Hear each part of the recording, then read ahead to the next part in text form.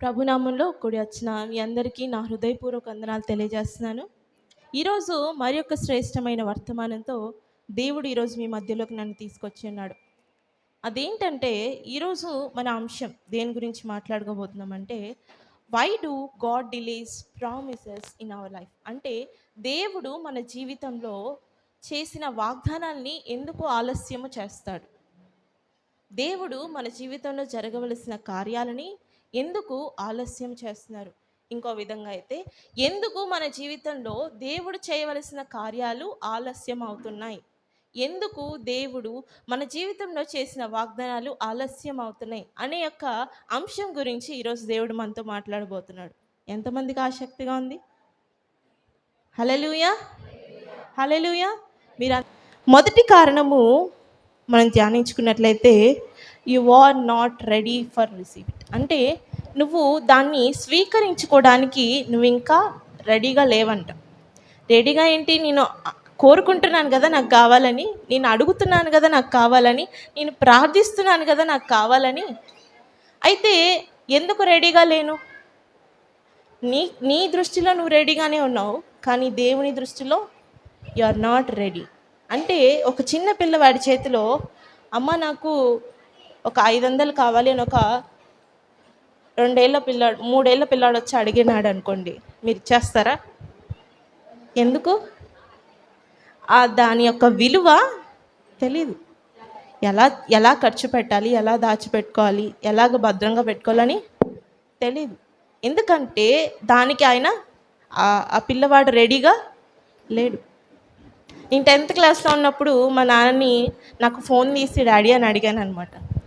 అప్పుడు చాలా రోజులు అడిగాను నేను, నాకు ఫోన్ తీసి అన్నప్పుడు, అంటే నా క్లాస్మేట్స్ అందరికీ ఫోన్స్ ఉన్నాయి, నాకు కూడా తీసి అని నేను అడిగాను అనమాట.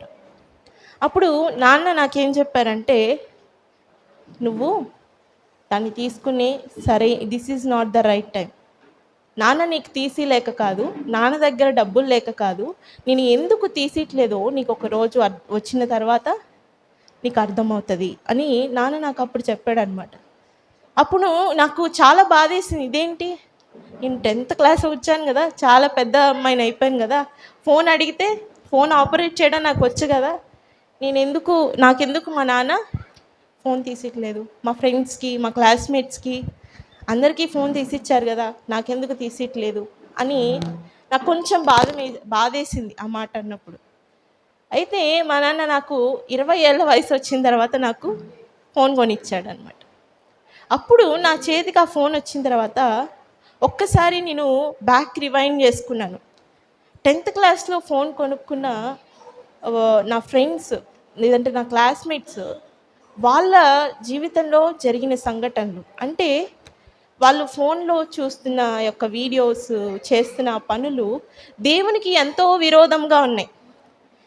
వాళ్ళ తల్లిదండ్రులకి తెలియకుండా ఏవేవో వాళ్ళు చూస్తున్నారు, వాళ్ళు చేస్తున్నారు.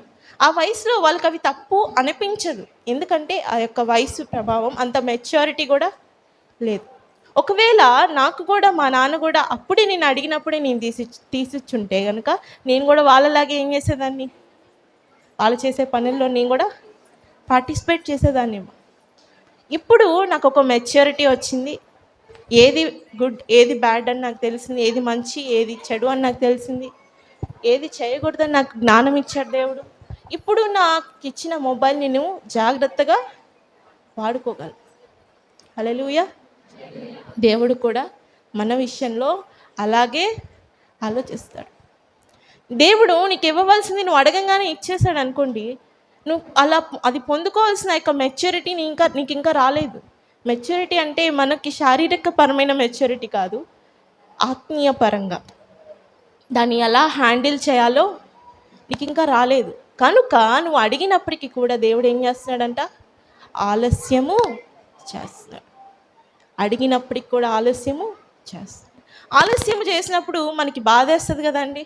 ఇంకా ఏంటి, నా జీవితంలో గొప్ప కార్యము జరగలేదు, ఇంకా ఏంటి నా కార్యం నా జీవితంలో జరగలేదు, ఇంకా నాకు ఇంకా దేవుడిని అడుగుతున్నప్పటికి కూడా నాకెందుకు నా జీవితంలో కార్యం జరగట్లేదు అని మనకి బాధేస్తుంది. నాకు కూడా బాధేస్తుంది మా నాన్న అలా చెప్పినప్పుడు.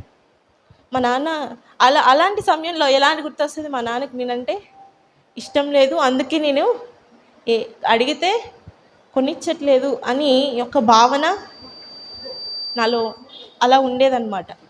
కానీ ఎప్పుడైతే నేను కరెక్ట్ ఏజ్లో, రైట్ ఏజ్లో ఆ మొబైల్ నా చేతికి వచ్చినప్పుడు అప్పుడు నాకు జ్ఞాపకం వచ్చింది. ఓ, ఇది నాకు ఈ సమయంలో రావడమే నాకు మంచిది. ఒకవేళ నాకు ముందుగానే వచ్చుంటే నేను దేవునికి విరోధమైన పనులు చేసేదాన్నేమో. నా క్లాస్మేట్స్ లాగా వాళ్ళలాగా నేను కూడా వాళ్ళు చేసే పనుల్లో నేను కూడా పార్టిసిపేట్ చేసేదాన్నేమో. దేవుడు నాకు కరెక్ట్ సమయంలో నాకు ఎలా వాడుకోవాలో తెలిసిన సమయంలో నాకు దేవుడి మొబైల్ని ఇచ్చాడు అని రియలైజ్ అప్పుడయ్యాను అనమాట. మీకు కూడా దేవుడు సరైన సమయంలో మీకు కార్యం చేసినప్పుడు మీకు అప్పుడు అనిపిస్తుంది, ఒకవేళ ఈ కార్యము ముందుగానే చేసుంటే నాకు అది వేరే విధంగా నేను రియాక్ట్ అయ్యేదాన్నేమో, వేరే విధంగా నేను దాన్ని హ్యాండిల్ చేసుకోలేకపోయేదాన్నేమో అని మీకు అనిపిస్తుంది అనమాట. కరెక్ట్ టైంలో మీకు దేవుడు ఆ కార్యం చేసినప్పుడు అబ్బా, ఎంత సరైన సమయం, ఈ సమయంలో జరిగితేనే ఇది మంచిది. కాబట్టి ప్రియులారా, దేవుడు మొదటిగా కారణం ఏంటి, ఎందుకు మన జీవితం ఆలస్యం చేస్తాడు? మనం రెడీగా లేవు. శారీరక పరమైన మెచ్యూరిటీ కాదు, ఆత్మీయకరమైన పరిపక్వత మనకి ఇంకా రావాలని దేవుడు ఆశపడుతున్నాడు. హల్లెలూయా, హల్లెలూయా. రెండో కారణం మనం చూద్దాం, protecting you from something harmful. అంటే ఇప్పుడు జరిగితే ఏదో హానికరమైన పరిస్థితుల నుంచి నిన్ను కాపాడడానికి దేవుడు నీకు ఆలస్యం చేస్తున్నాడు. ఇందాక అదే కదండి రీజన్. ఒకవేళ ముందుగా ఇచ్చేస్తుంటే ఏదో హానికరమైన పరిస్థితి నాకు జరిగేదేమో. కనుక ఏదో హానికరమైన పరిస్థితిని నీకు జరగకుండా ఉండడానికి దేవుడు నీ జీవితంలో ఆ యొక్క వాగ్దానాన్ని నెరవేర్చకుండా ఆలస్యము చేస్తున్నాడు. హల్లెలూయా. ఎంతమందికి అర్థమవుతుందండి? అర్థమయ్యే వాళ్ళు ఖచ్చితంగా చేయి చూపిస్తారా? హల్లెలూయా.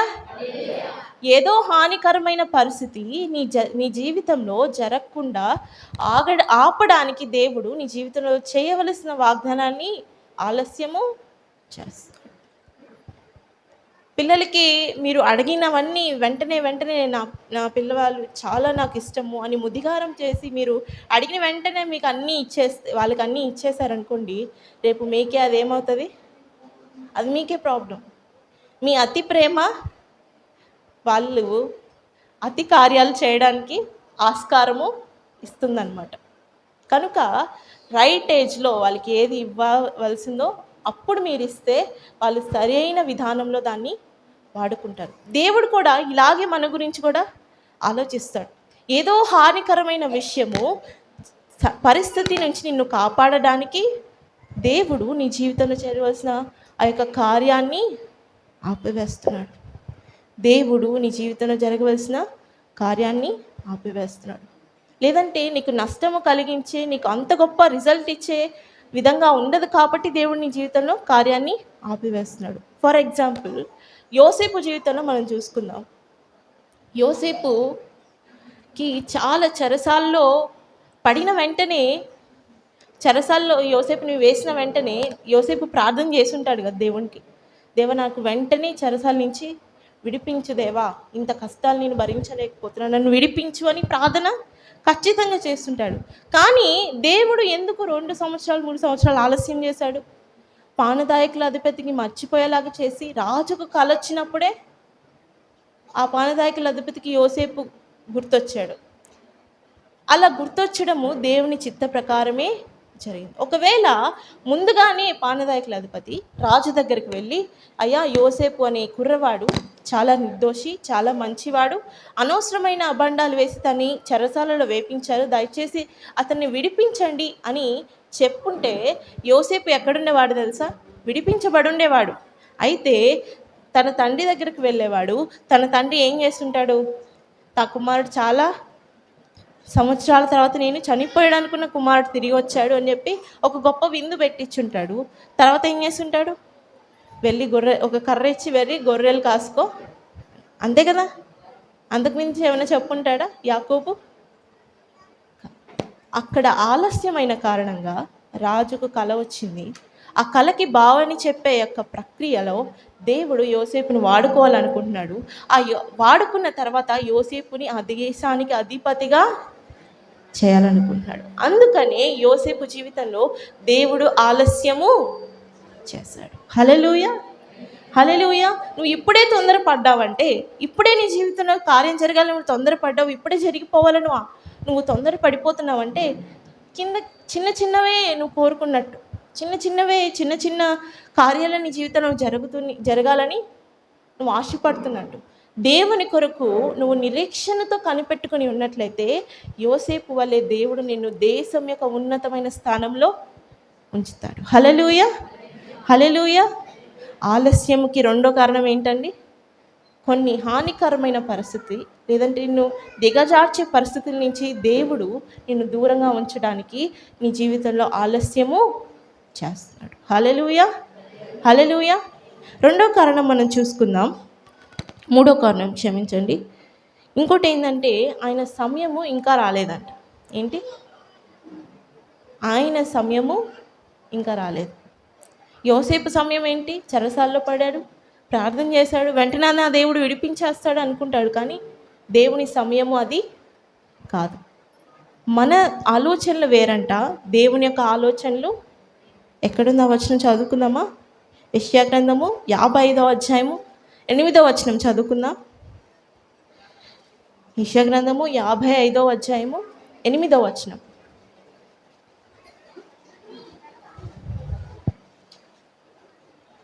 కొంచెం గట్టిగా చదవండి. నా తలంపులు మీ తలంపులు వంటిది కాదు, మీ త్రోవలు నా త్రోవలు వంటివి. ఏమంటున్నాడండి దేవుడు? నా తలంపులు మీ తలంపులు వంటివి, నా త్రోవలు మీ త్రోవలు వంటి. మీరు ఒక ఆలోచన అనుకుంటారు, మీరు ఒక దారి అనుకుంటారు, ఇలా వెళ్ళాలి, ఇలా చేయాలి, ఇలా జరగాలని మీరు అనుకుంటారు. కానీ మీ ఆలోచనలకి దేవుడి ఆలోచనలకి చాలా తేడా ఉంటుంది. మీరు నిర్ణయించుకున్న సమయం వేరు, దేవుడు నిర్ణయించిన సమయం వేరు. మీరు నిర్ణయించుకున్న కాలంలో మీరు జరగాలని మీరు ఆశపడుతున్నారు, కానీ దేవుడు ఆయన నిర్ణయించిన కాలంలో జరిగించాలని నీకు ఆలస్యము చేస్తున్నాడు. అది నువ్వు నిర్ణయించుకున్నావు గనుక నీకు అది ఆలస్యంలాగా అనిపిస్తుంది.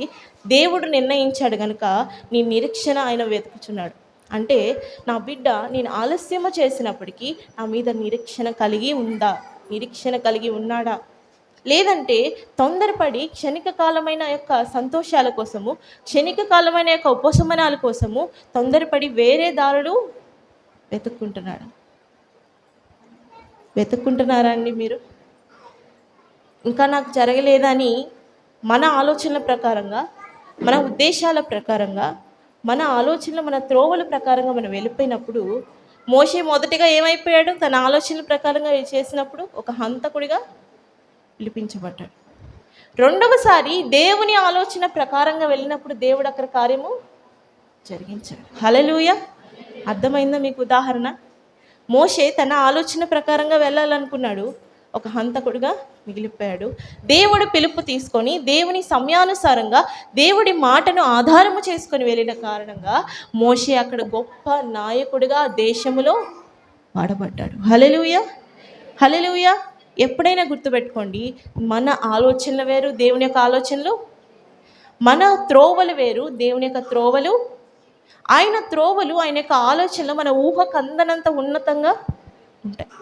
అది మన ఆలోచనలకి అందవు. ఎందుకంటే ఆయన అంత జ్ఞానము కలిగిన దేవుడు. మనిషిని జ్ఞానము ఆయన జ్ఞానముతో ఏమాత్రం కూడా సరితూగదు. కనుక ఎప్పుడు మనం ఫస్ట్ ప్రయారిటీ ఎవరికి ఇవ్వాలంటే దేవుని యొక్క ఆలోచనలకే, దేవుని యొక్క త్రోవలకే మనం ఇచ్చినప్పుడు ఆలస్యమైనను గొప్ప కార్యము మనము చూస్తాం. హల్లెలూయా, హల్లెలూయా. ఇప్పుడు నేను చాలా ఎక్కువ బాధపడిపోతూ ఉన్నాను. కడుపు నొప్పితోనో ఏదో ఒక అనారోగ్య సమస్యతో నా దగ్గర ప్రస్తుతానికి వెళ్ళే సమయం లేదు. కానీ ఒక సాయంత్రం గానో రేపు పొద్దున కానీ వెళ్తాను ఒక మంచి డాక్టర్ దగ్గరికి చూపించుకోవడానికి. కానీ ఈ లోపలే నాకు దొరికిన దగ్గరల్లా నేను ఏదో ఒక మెడిసిన్ నేను వాడేసి ఆ రోగము దానికి తగినది కాకపోతే నాకేమైపోతుంది? రియాక్షను సైడ్ ఎఫెక్ట్స్ వచ్చేస్తాయి. కానీ సరైన డాక్టర్ దగ్గరికి వెళ్ళి దానికి రీజన్ కనుక్కొని టెస్ట్ చేసుకొని దానికి సరైన మందులు వాడినప్పుడే నా రోగానికి ఏమొస్తుంది, క్యూర్ అవుతుంది అనమాట. మనము కూడా మన సొంత ఆలోచన ప్రకారము మన సొంతవి కోరుకొని అప్పుడు ఇది చేసేస్తే నాకు కార్యం అయిపోతుంది, ఇది చేస్తే నాకు సొల్యూషన్ వచ్చేస్తుంది అని మనము అనుకొని మన తొందరపాటు తనంతా మనం చేసినట్లయితే మనకి అది రిజల్ట్ అప్పటికప్పుడు కనిపిస్తుంది కాసేపు, కానీ అది మళ్ళీ ఇంకా ఎక్కువయ్యే ఛాన్సెస్ ఉంటాయి. కనుక మన ఆలోచన ప్రకారం కాదు, దేవుని ఆలోచన ప్రకారం మనము వెళ్ళాలి. హల్లెలూయా. మన ఆలోచన ప్రకారం కాదు, దేవుని ఆలోచన. ఆలస్యం అయిందంటే నువ్వు అనుకో, ఇది దేవుడు నిర్ణయించిన సమయం కాదు కనుక నా జీవితంలో ఇంకా కార్యము జరగలేదు. హల్లెలూయా. ఇది దేవుడు నిర్ణయించిన ఏర్పాటు చేసిన కాలము కాదు కనుక నేను అడుగుతున్నప్పటికీ, నేను ఆయన కొరకు విశ్వాసంగా నీతిగా బ్రతుకుతున్నప్పటికీ ఇంకా నాకు ఆలస్యము అవుతుంది అని నువ్వు యోచిస్తే నీకు ఆత్మీయ పరిపక్వత, నువ్వు స్పిరిచువల్గా మెచ్యూర్గా ఉన్నట్లు. లేదంటే తొందరపాటు తనముతో క్షణిక కాలమైన ఉపశమనాల కోసం నువ్వు తొందరపడిన వ్యక్తివైతే నీకు అప్పుడు వచ్చే రిజల్ట్ కూడా అంతవరకే నీకు ఉంటుంది. ఉన్నతమైన ఆలోచనలు, ఉన్నతమైన ఆశీర్వాదం దేవుడు నీ కోసము దాచి ఉంచిన మేలను నువ్వు పొందుకోలేవు. అప్పటికప్పుడు నీకు ఉపశమనం కలిగే ఆలోచనల నుంచి మానుకో, దేవుని ఆలోచన కొరకు పరిగెత్తు. హల్లెలూయా. చివరిగా దేవుడు ఇంకొక రీజన్ చెప్తున్నాడు. ఏంటంటే నువ్వు విశ్వాసంలో ఇంకా ఎదగడానికి దేవుడు నీ జీవితంలో ఆలస్యము చేస్తున్నాడంట. ఏంటి? నువ్వు విశ్వాసంలో ఇంకా ఎదగడానికి దేవుడు నీ జీవితంలో ఆలస్యము చేస్తున్నాడు. అదేంటి? ఆలస్యం చేస్తే మనం విశ్వాసంలో ఎదుగుతామా? పోయిన వారం చెప్పుకున్నాం. ఏంటది? శ్రమలు మనకి కలిగినప్పుడు మనం విశ్వాసంలో ఇంకా బలపడతాం. రియాక్షన్ మంది అని చెప్పాను. విశ్వాసంలో బలపడాలన్న మన ఆలోచనే ఇంకా దేవుని దూషించి, ఇంకా దేవుని సనిగి, ఇంకా దిగజారిన పరిస్థితులకి వెళ్ళాలన్నది కూడా మన చేతిలోనే ఉంది. కనుక దేవుని యొక్క ఉద్దేశం ఏంటంటే దేవుడు మనల్ని విశ్వాసంలో ఎదగాలని ఇంకా ఆలస్యము చేస్తున్నాడు. విశ్వాసంలో ఎదగవలసిన అవసరం ఉందా? పోయిన వారం నేను చెప్పాను, ఒక గొప్ప వ్యక్తి మనం అవ్వాలంటే గొప్ప లక్షణాలు కలిగి ఉండాలి. దేవుడు ఒక గొప్ప ఆశీర్వాదాన్ని మనకి ఇవ్వాలనుకుంటే ఒక గొప్ప వ్యక్తిగా మనల్ని మార్చి తర్వాత గొప్ప ఆశీర్వాదంలోకి మనల్ని తీసుకువెళ్తారు. లేదంటే నువ్వు విశ్వాసంలో ఇంకా తక్కువ స్థాయిలోనే ఉన్నావు, ఇంకా అంతంత మాత్రంగానే ఉన్నావు, దేవుడు నేను గొప్ప స్థాయిలో ఉంచేశాడంటే నువ్వు అక్కడ ఏం జరుగుతుందంటే దేవుని నామానికి నువ్వు తీసుకునే నిర్ణయాల వల్ల, నువ్వు చేసే పనుల వల్ల దేవుని నామానికి అపకీర్తి వచ్చే అవకాశం ఉంది. కనుక దేవుడు మన జీవితంలో విశ్వాసంలో ఎదగడానికి కొంచెము ఆలస్యము చేస్తాడు. ఒకవేళ మనం ఇంకా దేవుని నమ్మకుండా ఇంకా విశ్వాసంలో ఎదగకుండానే ఎన్ని సంవత్సరాలైనా అట్లనే ఉన్నామనుకోండి, ఎన్ని సంవత్సరాలైనా కార్యం అలాగే జరగకుండానే అయిపోతుంది. నీ జీవితం అట్లనే ముగిసిపోతుంది. ఉదాహరణకు బైబిల్లో గొప్ప ఉదాహరణ ఏంటంటే 11 రోజుల్లో వాళ్ళు గమ్యస్థానాన్ని చేరవలసిన వాళ్ళు 40 సంవత్సరాలు ఎదురు చూడాల్సి వచ్చింది. ఆ 40 సంవత్సరాలు కూడా అందరూ వెళ్ళలేదు. నేను ఎవరి గురించి చెప్తున్నాను మీకు అర్థమవుతుందా? ఇశ్రాయేల్ ప్రజల గురించి. కనాను దేశానికి దేవుడు అందరినీ తీసుకువెళ్ళాలని ఆశపడ్డాడు. నా బిడ్డలందరికీ నేను మంచి దేశాన్ని నేను తీసుకువెళ్ళాలి, అక్కడ పాలు తేనెలు ప్రవహించి ఒక శ్రేష్టమైన స్థలములో నా బిడ్డలు నేను ఉంచాలి అని దేవుడు ఆశ కలిగి ఉన్నాడు, వాగ్దానం చేశాడు. ఆ ఉద్దేశంతోనే మోషేని ఏర్పరిచి ఆ ప్రజలందరినీ దేవుడు బానిసత్వంను విడిపించి తీసుకొచ్చాడు. కానీ వాళ్ళ అవిశ్వాసము కారణంగా, వాళ్ళ సనుగుడు కారణంగా, వాళ్ళ విశ్వాసంలో ఎదగని కారణంగా దేవుడు వాళ్ళ జీవితంలో 11 రోజుల్లో వెళ్ళాల్సిన ఆ యొక్క డిస్టెన్స్ని 40 సంవత్సరాలు వాళ్ళు వెళ్ళవలసి వచ్చింది. ఎందుకండి?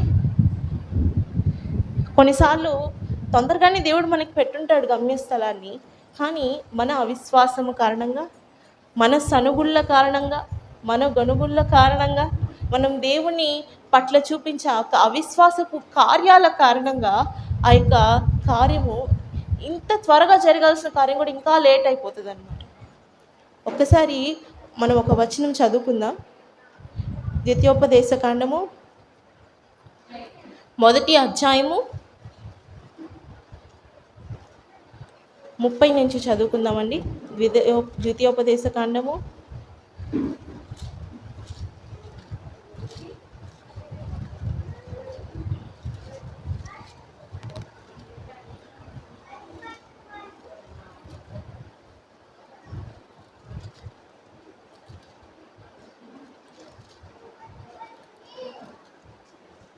30వ వచనం చదువుకుందాం. 30వ వచనం నుంచి.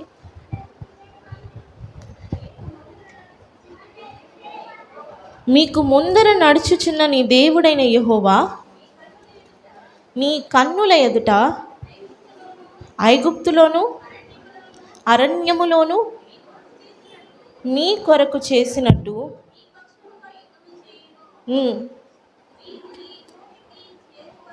మీరు ఈ చోటికి చేరు వరకు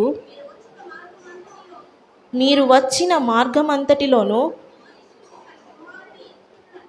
మనుష్యుడు తన కుమారుని ఎత్తుకొనున్నట్లు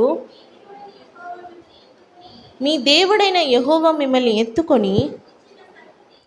ఇక్కడ జరిగిన కార్యం ఏంటంటే, ఇశ్రాయేల్ ప్రజలందరినీ దేవుడు కనాను దేశానికి తీసుకెళ్ళాలని వాగ్దానం చేశాడు. వాగ్దాన భూమికి తీసుకెళ్ళాలని వాగ్దానం చేశాడు. కానీ ఆ దేశానికి ప్రవేశించింది ఎంతమంది తెలుసా? ఒక వ్యక్తి, అతని సంతానం మాత్రమే. యెఫున్నె కుమారుడైన కాలేబు అతని సంతానం మాత్రమే వాగ్దాన దేశంలో అడుగుపెట్టింది. ఈరోజు ఇక్కడున్న అందరి మీద దేవుడికి మంచి ఉద్దేశమే ఉంది. గొప్పవారిగా చేయాలనే అనుకుంటాడు. గొప్ప కార్యాలు మీ జీవితంలో చేయాలనే అనుకుంటాడు. ఆయన చేసిన వాగ్దానాలు మీ జీవితంలో నెరవేర్చాలని అనుకుంటాడు. ఈ జరిగించే క్రమంలో, ఆ వాగ్దానం నీ జీవితంలో నెరవేర్చే క్రమంలో కొన్ని అద్భుతాలని, కొన్ని సూచక క్రియల్ని, కొన్ని స్వస్థతల్ని, కొన్ని విడుదలని దేవుడు నీ జీవితంలో చేస్తాడు. దానికి నీ విశ్వాసానికి ఆధారము చేసుకొని నువ్వు నీ గమ్యస్థలానికి, దేవుడు నీ కొరకు నిర్ణయించిన వాగ్దాన భూమికి, ఆ వాగ్దానాని కోసం నువ్వు సిద్ధపడాలి. కానీ ఇక్కడ ఇశ్రాయేలు ప్రజలు ఏం చేశారో తెలుసా? దేవుడు వాళ్ళకి ఆహారం లేనప్పుడు మన్నాని కురిపించాడు. మాకు అది సరిపోలేదు, ఇంకా మాకు టేస్టీ కావాలంటే పూరేళ్ళు కురిపించాడు. నీళ్లు లేవంటే బండ నుంచి నీళ్లు రప్పించాడు. యుద్ధము జరిగినప్పుడు పగలు మేఘస్తంభాన్ని, రాత్రి అగ్నిస్తంభాన్ని ఏర్పరిచాడు. దేవుడు తను పిలిచిన దేవుడు ఎలాంటి వాడండి? నమ్మదగిన దేవుడు. అలాంటి నమ్మదగిన దేవుడిని మనం నమ్ముకొని కూడా కొన్ని అననుకూల పరిస్థితులు మనం వచ్చినప్పుడు ఎందుకు అపనమ్మకముగా, అవిశ్వాసంగా మాట్లాడుతున్నాం? దేవుడు ఈరోజు మిమ్మల్ని ప్రశ్నిస్తున్నాడు. దేవుడు మీ అందరినీ మంచి ఉద్దేశంతో మీరు పిలుచుకున్నప్పుడు ఆయన తన చేతిలో నీ జీవితాన్ని, తన అరచేతిలో నేను చెక్కుకున్నానని చెప్పినప్పుడు ఎందుకు నీ జీవితంలో అననుకూల పరిస్థితులు వచ్చినప్పుడు, అననుకూల కార్యాలు, ప్రతికూల పరిస్థితులు నీ జీవితంలో జరిగినప్పుడు ఎందుకు అల్ప విశ్వాసంగా మారిపోతున్నావు? ఎందుకు దేవుని దూషిస్తున్నావు? ఎందుకు దేవుని మీద సనుగుతున్నావు? ఎందుకు నిరాశ పడిపోతున్నావు? ఎందుకు నిస్పృహలకు వెళ్ళిపోతున్నావు? నా జీవితంలో ఈ కార్యము నేను వెళ్ళలేని ఈ వాగ్దాన దేశానికి ఎలా మాట్లాడానంటే, ఇశ్రాయేల్ ప్రజలు ఇంకంతే, మా జీవితం ఇంతే, మొన్న అక్కడ నీళ్లు లేవు, ఆ రోజు ఆహారం లేదు, ఇంకా పైగా మమ్మల్ని చంపేయాలని ఇక్కడికి తీసుకొచ్చారు. దేవుడు వాళ్ళ కళ్ళ ముందర అన్ని అద్భుతాలు చేశాడు. ఎందుకు? వాళ్ళ విశ్వాసాన్ని ఇంకా బలపరచడానికి. కానీ వాళ్ళు బలపరచబడకుండా ఇంకా ఏమయ్యాదో తెలుసా? ఇంకా దేవుని సనగడం ప్రారంభించాడు. ఎందుకంటే అసలైన అల్టిమేట్ గోల్ వాళ్ళు ఇంకా రీచ్ అవ్వలేదు. ఏంటది? కనాను దేశంలోకి వాళ్ళు ఇంకా వెళ్ళలేదు. మీరు కావాల్సింది అల్టిమేట్గా మీరు కోరుకునేది మీకు ఇంకా జరగలేదు.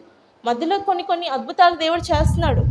అయినప్పటికీ మీరు విశ్వాసంలో ఇంకా బలపడలేదు. దేవుణ్ణి దూషిస్తూనే ఉన్నారు. దేవుని అల్ప విశ్వాసంగానే మాట్లాడుతున్నారు. ఇంకా నా జీవితంలో ఏంది కార్యం జరగలేదని మీరు బాధపడుతున్నారు.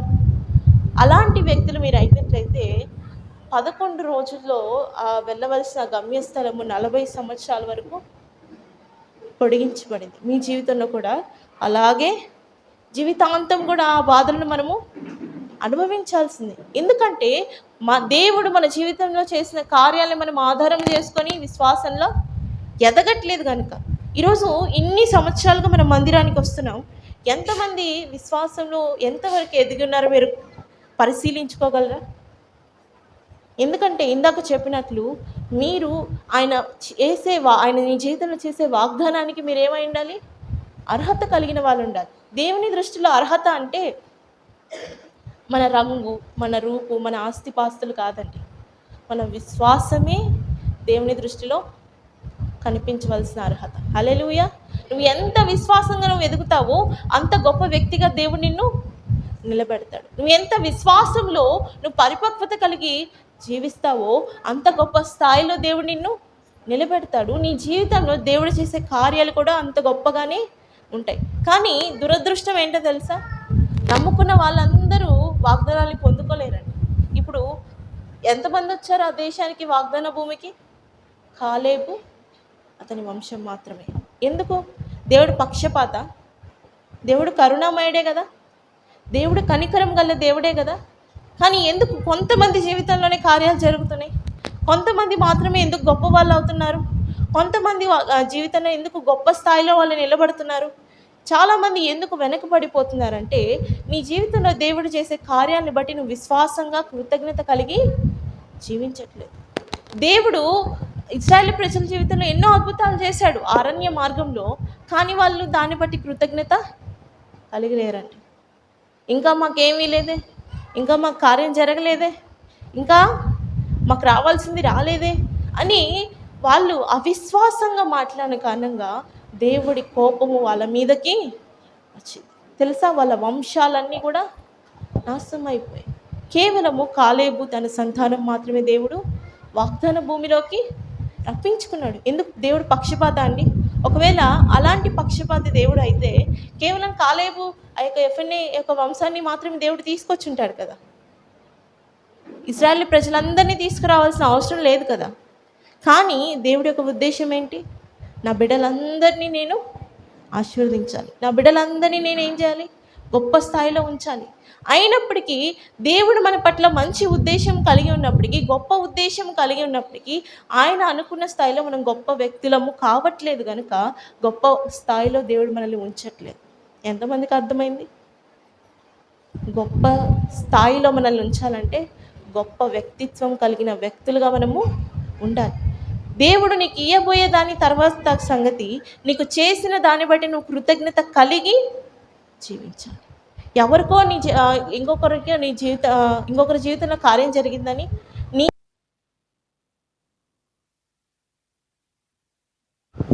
నీ జీవితంలో జరగలేదని నువ్వు వాళ్ళతో నువ్వు కంపేర్ చేసుకొని నాకు ఇంకా రాలేదే, నాకు ఇంకా జరగలేదే, వాళ్ళకి జరిగింది అని నువ్వు కంపేర్ చేసుకున్నప్పుడు నీ హృదయంలో దేవుని పట్ల ఉన్న కృతజ్ఞత ఏమైపోతుందంటే తగ్గిపోతుంది. అవునా అండి? కృతజ్ఞత తగ్గిపోతుందా? వాళ్ళ జీవితంలో ఎప్పుడు కంపేర్ చేసుకునే చాలామందికి అలవాటు అనమాట. వాళ్ళు మంచిగా ఉన్నారే, వాళ్ళు గొప్ప వ్యక్తులుగా అయిపోతున్నారే, నాకు ఇంకా కార్యం జరగలేదే అని నువ్వు బాధపడుతున్నావేమో పక్క వాళ్ళతో కంపేర్ చేసుకొని. ఒక విశ్వాసం ఎలా ఉండాలంటే, నువ్వు నా జీవితంలో దేవుడు ఖచ్చితంగా కార్యం చేస్తాడు, నేను విశ్వాసంలో ఇంకా ఏమవ్వాలి? ఇంకా అనేక అనుభవాలు గుండా వెళ్ళాలి. ఒకవేళ అవ్వని, వాళ్ళ జీవితంలో కార్యం జరగని, నా జీవితంలో కూడా ఖచ్చితంగా ఆయన ఏం చేస్తాడు? కార్యమును చేస్తాడు. నీకు వాళ్ళకంటే ఉన్నతమైనది ఇవ్వాలనుకుంటున్నాడేమో, వాళ్ళకైనా ఉన్నతమైన స్థాయిలో నిన్ను ఉంచాలనుకుంటున్నాడేమో, అందుకని ఆలస్యం చేస్తున్నాడేమో.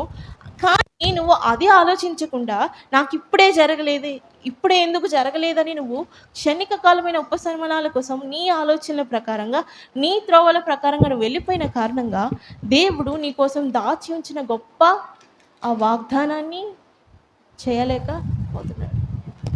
11 రోజులు వెళ్ళవలసిన గమ్యస్థలము 40 సంవత్సరాలు వెళ్ళవలసి వచ్చింది. ఎందుకు చెప్పండి? కేవలము వాళ్ళ యొక్క అల్ప విశ్వాసము కారణంగా, వాళ్ళ అసంతృప్తి కారణంగా. చాలామంది దేవుడు ఎన్ని వాళ్ళ జీవితంలో కార్యాలు చేసినప్పటికీ తృప్తి ఉండదండి. తృప్తి కలిగిన జీవితం వాళ్ళు జీవించలేరు. ఇంకా లేదే అని వాళ్ళు ఆశపడుతుంటారు, ఇంకా వాళ్ళు ఆతృత పడుతుంటారు కనుక వాళ్ళ జీవితంలో ఉన్నదాన్ని బట్టి వాళ్ళు ఎప్పుడు సంతోషంగా ఉండలేరు. మంచిదే, లేనిది అడగండి దేవుణ్ణి, కానీ దానికంటే ముందుగా ఉన్నదాన్ని బట్టి ఆయనకి కృతజ్ఞత కలిగి జీవించండి. హల్లెలూయా, హల్లెలూయా. చాలామంది అంటారు, నాకేం జరిగిందండి గొప్ప కార్యం నేను కృతజ్ఞత కలిగి జీవించడానికి? అందరిలాగే నేను జీవిస్తున్నాను కదా, అందరిలాగే నాకు జరుగుతుంది కదా, గొప్ప కార్యం ఏం జరిగింది నేను కృతజ్ఞతగా ఉండడానికి? ప్రియులారా, ఈరోజు నువ్వు తింటున్న ఆహారము ఇంకొకరికి లేదు, నీకు ఉన్న ఇల్లు మరొకరికి లేదు, నువ్వు అనుభవిస్తున్న ఆరోగ్యం మరొకరికి, దేవుడు నీకు పిల్లల్ని ఇచ్చారు, మరొకరికి పిల్లలు లేక ఎంతమంది, నీకున్నది మరొకటి ఇంకొకరికి లేదు. ఈరోజు నువ్వు ఫ్రీగా ఆక్సిజన్ని పీలుస్తున్నావు, కొంతమంది ఐసీయూలో కొన్ని లక్షలు ఖర్చు పెట్టి వెంటిలేషన్లో బ్రతుకుతున్నారు. అలాంటి పరిస్థితి దేవుడు నీకు ఇవ్వలేదు కదా. కాబట్టి ఉన్నదాన్ని బట్టి ఏం చేయాలి మనం? కృతజ్ఞత. ఎప్పుడు కానీ మనకి అవి గుర్తురావు కదా. మనకి ఎప్పుడు ఏం గుర్తొస్తాయంటే మనకి లేనివే గుర్తొస్తాయి. దాన్ని బట్టే మనం నిరుత్సాహపడిపోతాం, దాన్ని బట్టే మనం ఇంకా దిగజారిన పరిస్థితిలోకి వెళ్ళిపోతాం. అలా వెళ్ళిపోయిన కారణంగా దేవుడు మన కోసం దాచి ఉంచిన మేళ్ళు ఇంకా ఆలస్యము అయిపోతున్నాయి. విశ్వసించు, నా దేవుడు నన్ను పిలిచిన దేవుడు, నమ్మదగిన దేవుడు. ప్రతికూల పరిస్థితులు వచ్చినప్పటికీ నా దేవుడు వాటి నుంచి నన్ను విడిపించగలడు. ఆయన నా జీవితంలో చేసిన వాగ్దానాన్ని ఖచ్చితంగా నెరవేర్చగలడు. హల్లెలూయా. నెరవేర్చగల సామర్థ్యము కలిగిన దేవుడు. దేవుడి కోపం వచ్చిందంటండి ఇశ్రాయేలు ప్రజల మీద. నేను వీళ్ళ జీవితంలో ఇన్ని అద్భుతాలు చేశానే, ఇంకా తృప్తి లేని జీవితం వీళ్ళది, ఇంకా కృతజ్ఞత లేదు వీళ్ళకి నా పైన. నేను ఎన్ని అద్భుతాలు చేసినా రేపు కనాను దేశానికి వెళ్ళి తీసుకెళ్ళినా అక్కడ కూడా ఏదో ఒక అవిశ్వాసపు మాటలు, అక్కడ కూడా ఏదో ఒక విధంగా నన్ను సనుగుతూనే ఉంటారు. దేవుడికి వాళ్ళ మీద విసుకొచ్చేసిందండి, కోపం వచ్చేసింది. ఎంత భరించాడు, ఎంత సహించాడు. పోనీలే, ఇంకో కార్యం చేస్తే నన్ను నమ్ముతారేమో, నన్ను విశ్వసిస్తారేమో అని గొప్ప కార్యము చేస్తూనే వచ్చాడు ఆయన. కానీ ఎన్ని కార్యాలు చేసినప్పటికీ కూడా వాళ్ళు కృతజ్ఞత కలిగి జీవించలేకపోతున్నారు. ఇది అల్టిమేట్ రీజన్ అండి. దేవుడు మన జీవితంలో త్వరగా జరగవలసిన కార్యం అయినప్పటికీ ఎందుకు ఇంకా ఆలస్యం అయిపోతుందంటే మనం ఉన్నదాన్ని బట్టి ఏం లేము, కృతజ్ఞత కలిగి లేము. ఇశ్రాయేలు ప్రజల వల్లే గొనుగుతున్నాం, సనుగుతున్నాం. ఇంకా నాకు జీవితంలో సరిపోలేదు, ఇంకా కావాలి, అది జరగలేదు, ఇది జరగలేదని మనము జరగని వాటి గురించి మన అసంతృప్తిని వ్యక్తపరుస్తున్నాం కనుక, ఉన్నదాన్ని బట్టి దేవునికి కృతజ్ఞత కలిగి లేము కనుక ఇంకా త్వరగా జరగాల్సిన కార్యం కూడా ఇంకా ఆలస్యము అయిపోతుంది. ప్రియులారా, జ్ఞాపకం ఉంచుకోండి, నీకున్న దాన్ని బట్టి నువ్వు కృతజ్ఞత కలిగి జీవించు.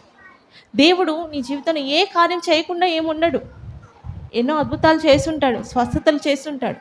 దాన్ని జ్ఞాపకం చేసుకొని, దాన్ని ఆధారము చేసుకొని నువ్వు విశ్వాసము కలిగి ఉంటే ఇంకా త్వరగా ఆయన చేసే కార్యము, ఆయన నీ జీవితంలో జరగాల్సిన వాగ్దానము ఇంకా త్వరపెట్టి ఏం చేస్తాడైనా, ఇంకా నా బిడ్డకి నేను ఇంకా గొప్ప వాగ్దానాన్ని త్వరపెట్టి నా బిడ్డ జీవితంలో గొప్ప కార్యం నేను జరిగించాలి. 40 సంవత్సరాలు పొడిగించాడంటే ఎంత వాళ్ళు దేవుని విసిగిచ్చుంటారండి. 11 రోజులు వెళ్ళిపోవాల్సిన గమ్యస్థలము 40 సంవత్సరాలు వెళ్ళారంటే ఎంత వాళ్ళు దేవుని కోపం తెప్పించుంటారు, ఎంత దేవుని వాళ్ళు విసిగిచ్చుంటారు, ఎంత దేవుని బాధ పెట్టుంటారు. నువ్వు దేవుని బాధ పెట్టిన కారణంగా, ఆయన మీద నువ్వు కృతజ్ఞత లేని కారణంగా ఆయన బాధ పెడుతూ నువ్వు కూడా ఏమైపోతావు, చివరికి బాధాకరమైన పరిస్థితిలోకి వెళ్ళిపోతావు. నువ్వు ఏ కార్యం చేసేదానికన్నా ముందు ఒక ఆలోచన కలిగి ఏంటంటే, ఈ కార్యం చేసే కారణంగా నా దేవుడు సంతోషిస్తాడా, బాధపడతాడు. ఒకవేళ మనము మనుషుల రూపంలో ఏదో ఆలోచిద్దాం. మనకి ఇష్టమైన మనిషి ఎవరైనా ఉన్నారనుకోండి, ఒక కార్యం మనం చేయాలనుకుంటున్నాం, చెప్పకుండా చేస్తామా? లేదంటే వాళ్ళ గురించి ఆలోచించకుండా చేస్తామా? చేయం కదా. నేను ఈ కార్యం చేయాలనుకుంటున్నాను, ఆ వ్యక్తికి ఇది ఇష్టమేనా, తను సంతోషపడ్డా లేదంటే బాధపడతా అని ఆలోచించే మనం ఏం చేస్తాం, ఆ కార్యము చేస్తాం. మనం మనుషులకే అంత ఆలోచించినప్పుడు దేవుని గురించి ఎంత ఆలోచించాలి. నేను ఈ కార్యం చేయాలనుకుంటున్నాను, ఈ మార్గంలో నేను వెళ్ళాలనుకుంటున్నాను, ఈ మార్గంలో నేను వెళ్ళిన కారణంగా, ఈ కార్యము నేను చేసిన కారణంగా నా దేవుడు సంతోషిస్తాడా, నా దేవుడు బాధపడతాడా? ఎంతమంది ఆలోచిస్తారండి ఈ విధంగా? ముఖ్యంగా యవ్వనస్తులు ఎలాగైపోతారంటే, వాళ్ళు ఎప్పుడు ఏది అనిపిస్తే అది చేసేయాలి. అంటే ఆ ఒక వయసు ప్రభావం ఎలా ఉంటుందంటే, ఏది అనిపిస్తే అది చేసేయాలనిపిస్తుంది. అది మంచో చెడో తర్వాత సంగతి. ఏది అనిపిస్తే, ఏది కావాలనిపిస్తే అది. అందుకనే ఈరోజు మన దేశంలో అనేకమైన అరాచకాలు జరుగుతున్నాయి.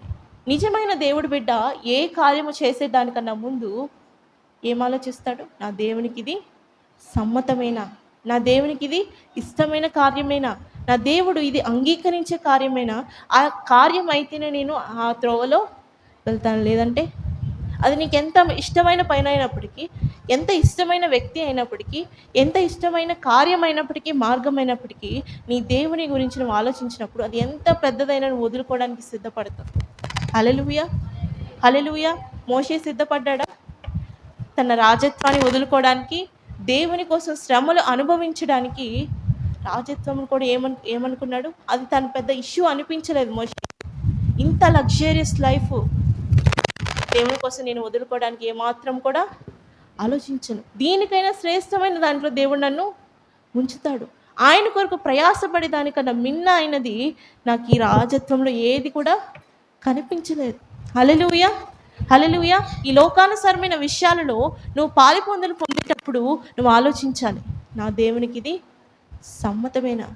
ఒకవేళ నువ్వు అలా ఆలోచించకుండా వెంటనే చేయాలనిపించింది చేసినప్పుడు దేవుడు నీ కొరకు దాచి ఉంచిన వాగ్దానాలు ఇంకా ఆలస్యము, ఇంకా ఎక్కువ సమయము వెళ్ళిపోతాయి.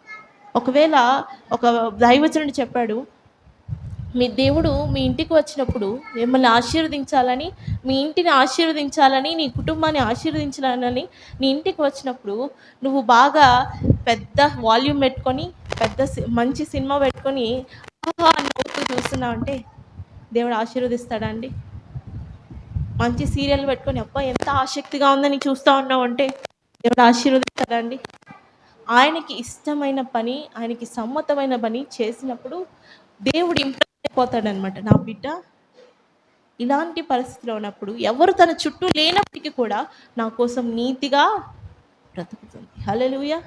ఇప్పుడే తన జీవితంలో గొప్ప కార్యము నేను చేయాలి. హల్లెలూయా, హల్లెలూయా. ఈరోజు మీ ఇంటికి దేవుడు వస్తే మీరు ఏ కార్యం చేస్తూ ఉంటారో దేవుడు పరిశీలిస్తాడు. కనుక మీరు ఏ పని చేసినా ఏం చేయాలి? పరిశీలించుకొని చేయాలి. నా దేవునికి ఇష్టమైనదా కాదా? నేను ఆలోచించే ఆలోచన నా దేవునికి ఇష్టమైనదా కాదా? జీవితంలో గొప్ప కార్యాలని జరగాలని నువ్వు ఆశపడుతున్నావు నీ జీవితంలో, కానీ ఆ గొప్ప కార్యాన్ని జరిగించవలసిన అర్హతలు నువ్వు పొందుకుంటున్నావా? అంత విశ్వాసంగా నువ్వు ఎదుగుతున్నావా?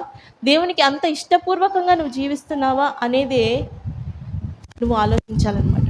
హల్లెలూయా. చాలామంది మందిరానికి దేనికి వస్తారంటే కేవలం అవసరాల కోసము, కేవలం ఆశీర్వాదాల కోసం వస్తారు. కనుక దేవుడు వాళ్ళ జీవితంలో చేయాల్సిన అల్టిమేట్ పనిని, అల్టిమేట్ కార్యాన్ని, ఆ గొప్ప కార్యాన్ని, గొప్ప ఉద్దేశాన్ని జరిగించకుండా చిన్న చిన్న స్వస్థతలతోనే, చిన్న చిన్న విడుదలతోనే వాళ్ళ జీవితాన్ని గడిపేస్తూ ఉంటారు. కనుక మనం గొప్ప స్థాయిలోకి వెళ్ళాలి, దేవుడు మన పట్ల కలిగిన గొప్ప ఉద్దేశము, గొప్ప వాగ్దానం నెరవేర్చబడాలి అంటే మనము అటువంటి గొప్ప వ్యక్తిత్వం కలిగిన వ్యక్తిగా మారాలి. హల్లెలూయా, హల్లెలూయా. దేవుడు నీ జీవితంలో ఇప్పటి వరకు చేసిన కార్యాలను బట్టి కృతజ్ఞత కలిగి జీవిస్తే ఇంకా గొప్ప కార్యం నీ జీవితంలో చేస్తాడు. హల్లెలూయా. ఎవ్వరు తీసుకోక వెళ్ళిపోయినా, ఎవ్వరు వెళ్ళినా వెళ్ళకపోయినా కాలేబుని దేవుడు తీసుకువెళ్ళాడు. ఎందుకంటే విశ్వాసంలో ఎదుగుతూ వచ్చాడు కనుక. హల్లెలూయా. ఎవరిని ఆశీర్వదించకపోయినా, ఎవరిని గొప్ప స్థాయిలో ఉంచకపోయినా, నీ బంధువులు, నీ స్నేహితులు, నీ తోటి వాళ్ళు ఎవరు గొప్ప స్థాయికి వెళ్ళకపోయినా, దేవుడు నిన్ను ఉద్దేశించి వెళ్ళాలంటే నువ్వు వెళ్ళాలి. వాళ్ళకంటే ఎక్కువగా విశ్వాసంలో ఉండాలి, వాళ్ళకంటే ఎక్కువగా ఆత్మీయంగా ఎదగాలి, వాళ్ళకంటే ఎక్కువగా అన్ని విషయాల్లో దేవునికి ఇష్టపూర్వకంగా ఉన్నట్లయితే వాళ్ళందరికంటే ఎక్కువగా ఏం చేస్తాడు? దేశం యొక్క ఉన్నత స్థానంలో దేవుడు మనల్ని నిలబెడతాడు. హల్లెలూయా. ఎంతమందికి అర్థమైంది? హల్లెలూయా, హల్లెలూయా. ఈ కొద్ది మాటలు దేవుడు మన వెనుకల్లో దీవించునుగాక. ఆమేన్.